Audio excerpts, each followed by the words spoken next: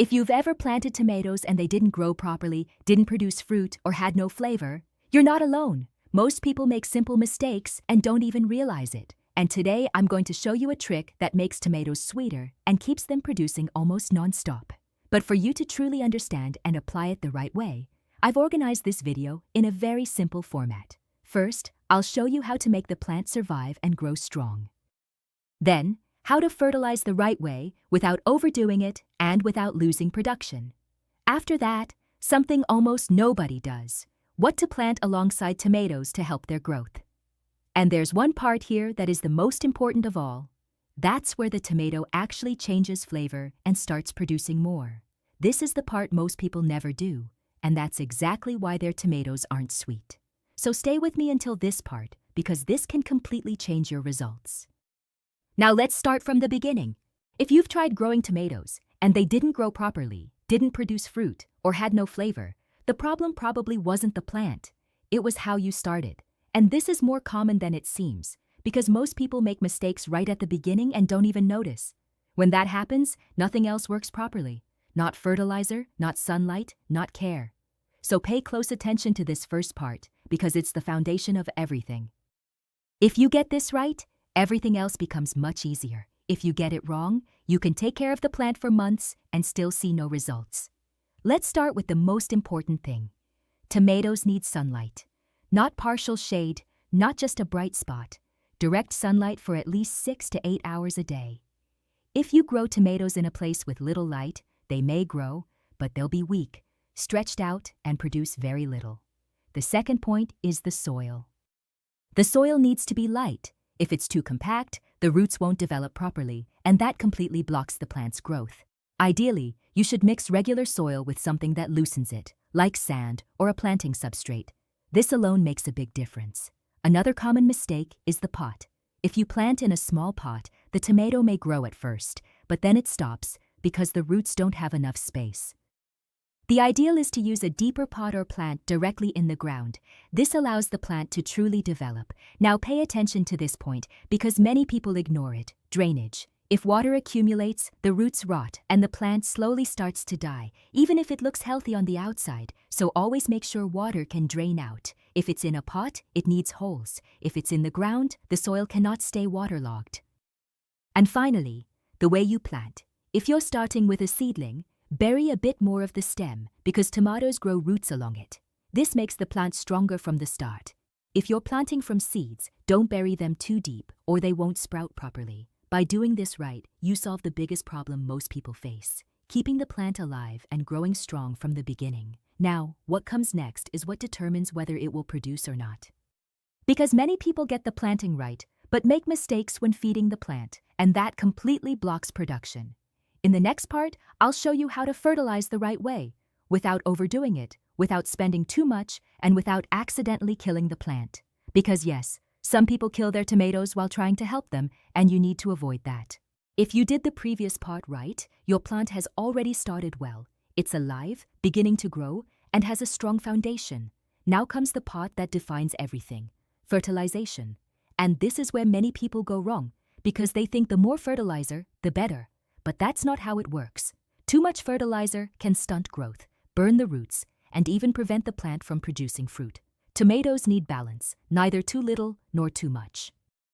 Now, pay attention to the basics that actually work. Tomatoes need 3 main things: nitrogen, phosphorus, and potassium. In the early stage, the focus is growth, so the plant needs more nitrogen. This helps form leaves and structure. But if you overdo it, the plant will look beautiful, full of leaves, but won't produce tomatoes. So you need to adjust at the right time. When the plant starts growing well and you see it's already structured, you need to shift the focus and add more phosphorus and potassium. This stimulates flowering and then fruit development. Now let's get to the most important part: how to do this in a simple way, without complications and without expensive products. You can use organic fertilizer. Food scraps already help a lot. For example, banana peels are rich in potassium. You can chop them up and mix them into the soil or soak them in water and use that water.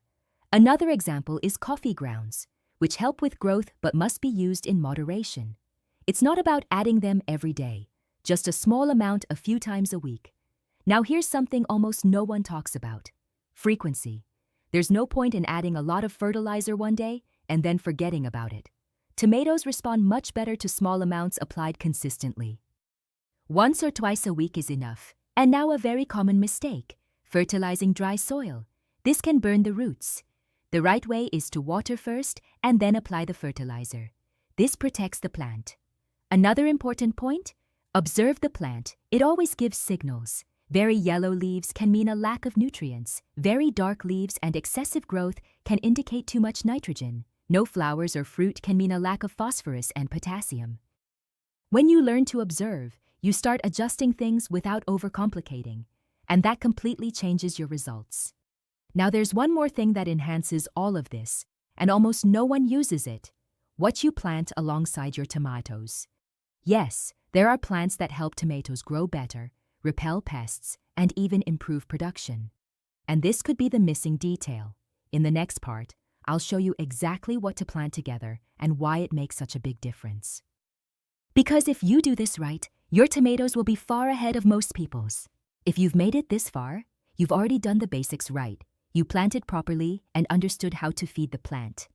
Now comes a point that almost no one uses but completely changes the results: what you plant alongside your tomatoes.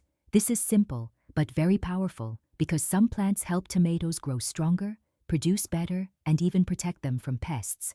It's like creating a favorable environment without needing chemicals or anything complicated. Let's start with one of the most important. Basil is one of the best companions for tomatoes. It helps repel insects and improves the plant's development. On top of that, many people believe it can even influence the flavor. You can plant it next to the tomato, in the same large pot, or nearby in a garden bed. Another great option is green onions. They help protect against certain pests, take up little space, are easy to care for, and pair very well with tomatoes. Now pay attention to this. Lettuce. Yes, lettuce covers the soil, helps retain moisture, and protects the tomato's roots. This prevents the soil from drying out too quickly and improves the plant's environment. Another simple example is cilantro. It helps attract beneficial insects that protect tomatoes from pests. In other words, you start balancing the environment without using chemical products. Now here's an important point. It's not about planting just anything. There are plants that compete with tomatoes and can harm them. So the ideal is to use those that help and keep a small space between them without overcrowding, because tomatoes still need space, light, and air circulation. By doing this, you greatly improve the plant's health and reduce many problems. But there's one thing. All of this helps a lot, but it's still not what makes tomatoes sweet and keeps them producing nonstop. This is the point almost no one understands. And that's exactly why most people end up with beautiful tomatoes that have no flavor or plants that produce very little. In the next part, I'll show you what truly changes the flavor of tomatoes and increases production. It's a simple detail, but it makes a huge difference. And once you understand it, you'll never grow tomatoes the same way again. Now pay very close attention to this part, because this is where most people go wrong, and it's exactly why their tomatoes aren't sweet and the production doesn't happen as it should. What makes tomatoes sweeter isn't just fertilizer or the type of plant, it's water control. That's right. Too much water makes tomatoes big and beautiful, but without flavor, because they become full of water with a lower concentration of sugar. On the other hand, when you control the water, the plant goes through slight stress, which makes it concentrate more nutrients in the fruit. The result? Sweeter, firmer, and more flavorful tomatoes. But wait, it's not about letting the plant dry out. It's about control, especially when the plant is already developed and starting to produce. In the early stage, the plant needs consistent water. Soil should always be slightly moist. But once flowers and the first fruits start to appear, you need to reduce the frequency a bit. Instead of watering every day, you can space it out by observing the soil. If it's still moist, don't water. Wait until it dries slightly, then water again. This forces the roots to work more and makes the plant respond better. Another important point is sunlight. The more direct sunlight, the more sugar the tomato produces. If it gets little sun, it may grow, but the flavor won't develop. So, it's simple. Tomatoes need strong sunlight and controlled watering. Now pay attention to a detail that few people notice: the harvest timing. If you pick tomatoes too early, they don't develop their full flavor. Ideally, you should let them ripen well on the plant. The longer they stay there, the sweeter they tend to become. This completely changes the result. Many people harvest early out of fear of losing them and end up losing the best part. So the secret is this: less water at the right time, plenty of sun, and harvesting at the right moment. Do this, and you'll reach a whole new level. But there's one problem. Even doing all of this, some people still struggle to get good production. And that happens because of simple mistakes that go unnoticed. Mistakes that block the plant and prevent it from producing results. In the next part, I'll show you exactly what you need to avoid. Because sometimes it's not about what you're failing to do, it's about what you're doing wrong. Now pay attention to this part, because here are simple mistakes that can ruin your entire harvest, even if you did everything right before. The first mistake is overwatering. Many people think they're helping, but they're actually hurting the plant. When you water too much, the roots weaken, the soil becomes waterlogged, and the plant stops developing. On top of that, the tomato loses flavor. The ideal approach is to always check the soil before watering. If it's still moist, you don't need to water. The second mistake is lack of sunlight. Tomatoes need direct light, not just brightness. If they don't get enough sun, they grow weak, don't flower properly, and produce very little. This is one of the most common mistakes, especially for people growing in pots. The third mistake is harvesting too early. Many people do this out of fear, but tomatoes need to ripen on the plant. That's when they develop flavor, color, and quality.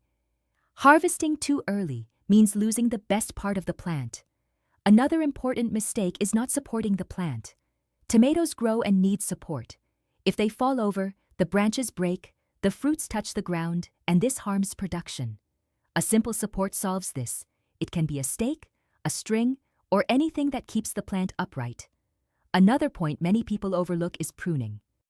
If you let the plant grow without control, it uses energy on too many leaves and produces less fruit. Removing some side shoots helps focus energy on the fruits without overdoing it, but with attention. Now an important detail: handling the plant too much. Some people keep moving it around, changing pots, or disturbing the soil.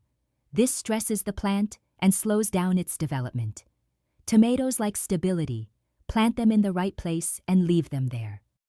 By doing this, you avoid the main mistakes that block growth and production. Putting it all together: proper planting, balanced fertilization, companion plants, water control, and avoiding these mistakes, you're already far ahead of most people.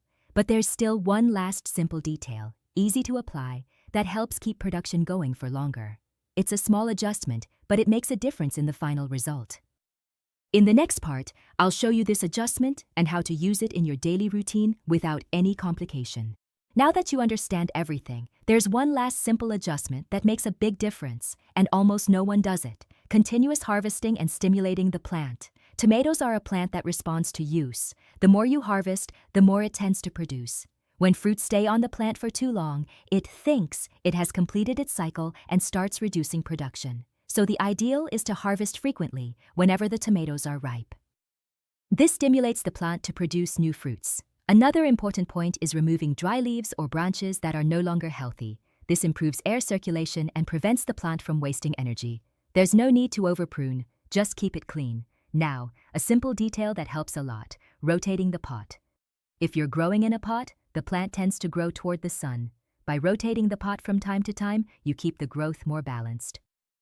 This prevents it from leaning and improves development. Another key point is maintaining a routine. You don't need to complicate things. Controlled watering, sunlight, frequent harvesting, and observation, that's what keeps production going. Now put everything together. You start with proper planting, feed the plant the right way, use companion plants, control the water at the right time, avoid the most common mistakes, and apply this final adjustment.